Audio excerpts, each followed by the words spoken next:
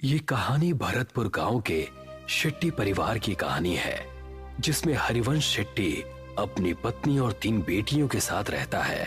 हरिवंश पेशे से इंजीनियर है और अपनी तीनों बेटियों को बहुत पढ़ा लिखा कर अपने पैरों पर खड़ा करना चाहता है। गांव के सभी लोग हरिवंश को बेटियों की पढ़ाई के बजाय उनकी शादियों के लिए पैसे जोड़ने की सलाह देते हैं, मगर हरिवंश शेट्टी अपनी मर्जी का मालिक है। वो किसी की नहीं सुनता सिवाय अपने। एक दिन अपने ऑफिस जाते हुए हरिवंश को रास्ते में उर्मिला चाची मिलती हैं। बेटा, मैंने तुम्हें मना किया था ना बेटियों को इतना पढ़ाने से, मगर मैंने सुना है तू उन्हें विदेश भेजने की तैयारी कर रहा है। हाँ चाची, आजकल के बच्चे पढ़े लिखे होते हैं और सब अपने पैरों पर खड़े होते हैं। मैं भी अपनी बेटियों को बहुत पढ़ाना लिखाना चाहता हूँ।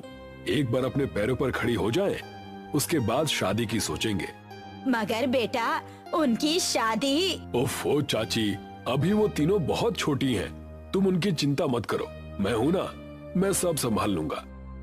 इतना कहकर हरिवंश अपने ऑफिस के लिए निकल जाता है। उसके ऑफिस पहुंचते ही उसे खबर मिलती है कि गांव में भूकंप आया है और सब बर्बाद हो गया है। हरिवंश वापस घर पहुंचता है और देखता है कि उसका पूरा गांव बर्बाद हो गया है। अरे ये सब क्या हो गया? मैं तो लुट गया, बर्बाद हो गया। अब कैसे सब हो पाएगा? मेरी बेटियां कैसे विदेश जाएंगी और आगे की पढ़ाई करेंगी? अजी, नुकसान तो पूरे गांव का हुआ है, मगर भगवान की कृपा है कि हम में से किसी को कुछ नहीं हुआ। सभी लोग जल्दी से जल्दी गांव को खाली कर दो। सरकार ने कहा है यहाँ अभी और बड़े भूकंप आने वाले हैं। देखते ही देखते पूरा गांव नदी पार करने के लिए इकट्ठा हो जाता है। सभी नदी के किनारे खड़े जिट्टी का इंतजार करते हैं। वहीं हरिवंश शेट्टी का परिवार भी अपने नंबर का इंतजार करता है। हरिवंश किसी सोच में डूबा है, तभी उसके कंधे पर कोई हाथ रखता है। हरिवंश पलट कर देखता है तो वो डर जाता है। खून से लथपथ एक आदमी उससे कहता है, बहुत लंबा इंतजार करवाया है तूने, आखिरकार तू हमारी पकड़ में आ ही गया। हरिवंश उस आदमी को देखकर डर जाता है। वो आसपास देखता है, सभी लोग नॉर्मल हैं। ऐसा लगता है जैसे हरिवंश के अलावा किसी और को वो आदमी नजर ही नहीं आ रहा। कौन हो तुम और मेरा इंतजार क्यों कर रहे थे? आत्मा कुछ कहती कि तभी हरिवंश की सबसे छोटी बेटी उससे कहती है, पापा, हम कब से यहाँ इंतजार कर रहे हैं। सबका नंबर आ रहा है, मगर हमारा बोट में नंबर ही नहीं आ रहा। अब तो मुझे बहुत जोर से भूख भी लग रही है। क्या दिन देखने पड़ रहे हैं ना इंजीनियर। जब अपनों के साथ कुछ बुरा होता है ना, तो हमें कहीं चैन नहीं मिलता। सही कहा ना मैंने? मगर तुम हो कौन और मुझसे क्या चाहते हो? तभी हरिवंश की नजर नदी के बीचों बीच चल रही नाव पर पड़ती है, जहां से बहुत चीखों की आवाजें आ रही हैं।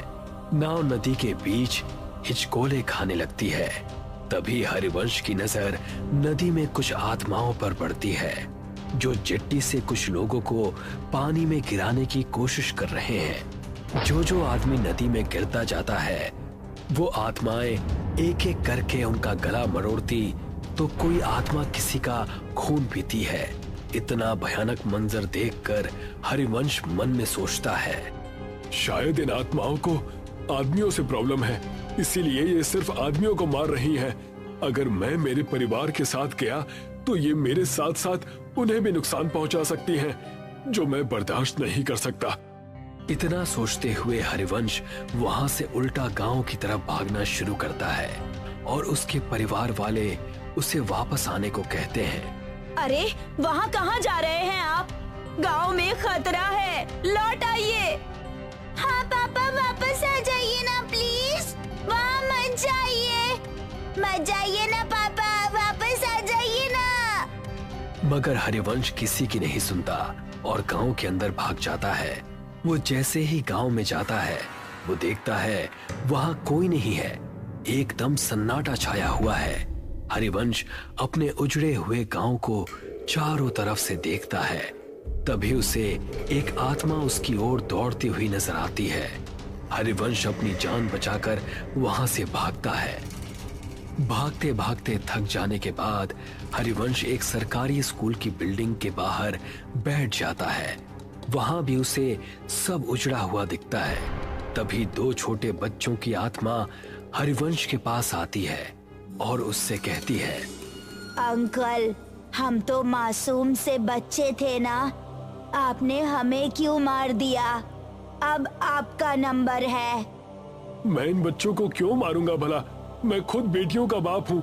हे भगवान, ये सब क्या हो रहा है मेरे साथ? वहाँ मेरा परिवार भी अकेला है। मुझे लगता है इन सबको कोई गलत फहमी हो रही है। हरिवंश ऐसा मन में सोच रहा होता है कि तभी एक भयानक औरत की आत्मा वहाँ आ जाती है और हरिवंश से कहती है, जब अपने परिवार से इतना प्यार करते हो तो दूसरों के बारे में कभी क्यों नहीं सोचते? अब तुम मरोगे और बहुत बुरी मौत मरोगे। हरिवंश ये सब देखता है और फिर इधर उधर भागने लगता है। वो भागते भागते वापस नदी के किनारे आ जाता है, मगर इस बार वो देखता है कि वो जहाँ खड़ा है वहाँ कोई भी नहीं है। तभी वो देखता है एक और चिट्टी नदी के अंदर जा रही है जिस पर कुछ आत्माएं हमला करती हैं। हरिवंश को ये पहले समझ में नहीं आता। तभी वो देखता है कि गांव की तरफ से दौड़ती हुई आत्माएं हरिवंश के पास आ रही हैं। अब मेरा बच पाना मुश्किल है भगवान, मेरे परिवार का ध्यान रखना। तभी सामने से आती हुई आत्माएं उस पर जैसे हमला करती हैं। हरिवंश का पांव टकराता है और वो गिरते गिरते बचता है। वो अपनी नजर घुमाता है तो वो देखता है कि नदी पर एक पुल बना हुआ है। ऐसा कैसे हो सकता है? अभी तो यहाँ कुछ भी नहीं था, ये पुल कहाँ से आ गया? हरिवंश को लगता है कि शायद इस मुश्किल घड़ी में उसे कुछ समझ में नहीं आ रहा है। ये पुल पहले से ही यहाँ होगा, मगर उसने नोटिस नहीं किया। हरिवंश बिना कुछ सोचे समझे उस पुल पर चढ़ जाता है और वहां से दूसरी तरफ भागना शुरू करता है। भागते भागते वो ब्रिज के सेंटर में आ जाता है और यहाँ पहुंचते ही उसकी नजर नदी की दूसरी तरफ पड़ती है जहाँ उसका परिवार उसे बुला रहा है।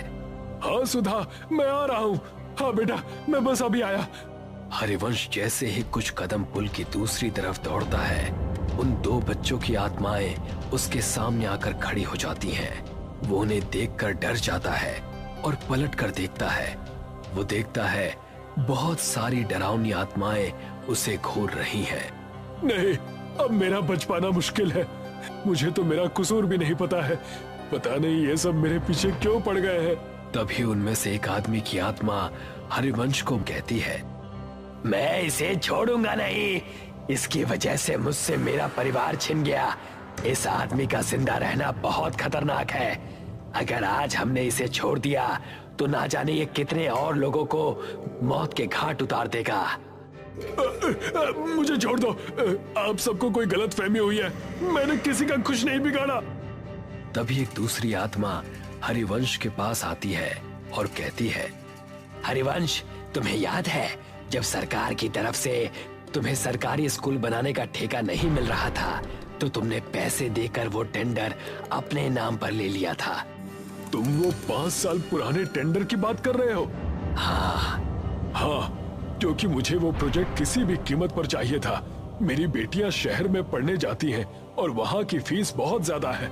मैं गांव में रहने वाला इंजीनियर भला उनके सपनों को कैसे पूरा कर पाता?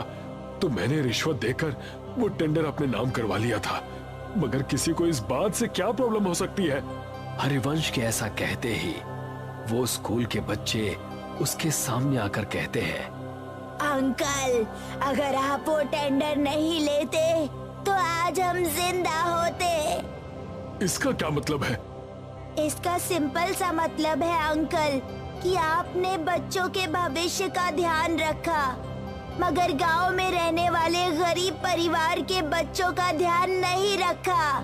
तभी आपने टेंडर अपने नाम किया, मगर उसमें भी पैसा बचाने के चक्कर में आपने घटिया मटेरियल का यूज किया, जिसकी वजह से हमारा स्कूल बिना किसी वजह से ही टूट कर गिर गया और हम जैसे सैकड़ों बच्चों की जान चली गई। ये सुनकर हरिवंश का मुंह खुला का खुला रह जाता है। वो कुछ कहता कि तभी एक औरत हरिवंश के पास आती है और उससे कहती है, इंसान नहीं राक्षस है तू। मेरे बच्चों और मेरे पति को खा गया, अब तू मरेगा। तेरे घर वाले तेरे मरने का तमाशा देखेंगे। उन आत्माओं की भीड़ में से 2 आदमियों की आत्माएं निकलती हैं और हरिवंश को हवा में उल्टा लटका देती हैं। उल्टा लटका हरिवंश उनसे कहता है, मेरी गलती माफी लायक तो नहीं है, मगर फिर भी मैं आप सबसे हाथ जोड़कर माफी मांगता हूँ कि मेरी भूल को माफ कर दो।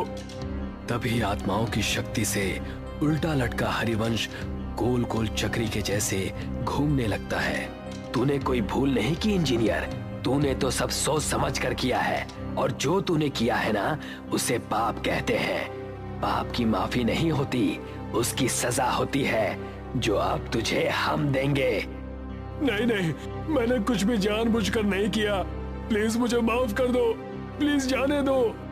हाँ हाँ, आज तुझे इस दुनिया से भेजने ही तो आए हैं। तू शायद भूल रहा है इंजीनियर, तूने गांव का सिर्फ वो स्कूल ही नहीं बल्कि म्यूनिसिपल का हॉस्पिटल भी बनाया था।